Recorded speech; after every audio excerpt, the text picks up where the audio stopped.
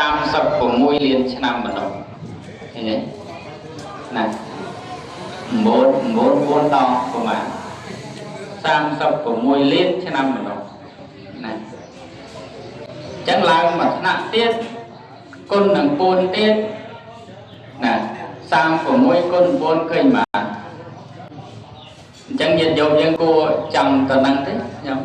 ចង់ទៅនឹងទេទៅនឹងគឺអាយុវែងហើយងាយស្រួលនេះញាតិញោមយើងសិតទៅកន្លែងនឹងបានមានផ្លូវញាតិញោមចង់ដឹងផ្លូវឯងនេះញាតិញោមយើងសូត្ររាល់ថ្ងៃនេះខ្ញុំដាក់អញ្ចេះបានយល់បន្តិចមកយូរទៅ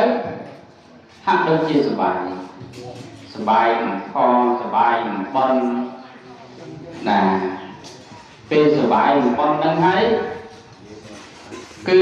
ធ្វើឲ្យយើងនឹងជ្រះថ្លានឹងអង្គថ្ងៃសិលនៅអត់បានទេញោម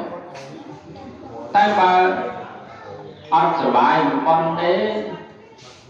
យូរបានប៉ះម្ដងទេ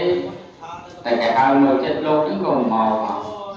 មកជួនកាលនឹងនិយាយជាមួយលោកថាបៃផងណាជាដើមសូត្រយ៉ាងកែនេះទៅមុខទៅក្រោយមក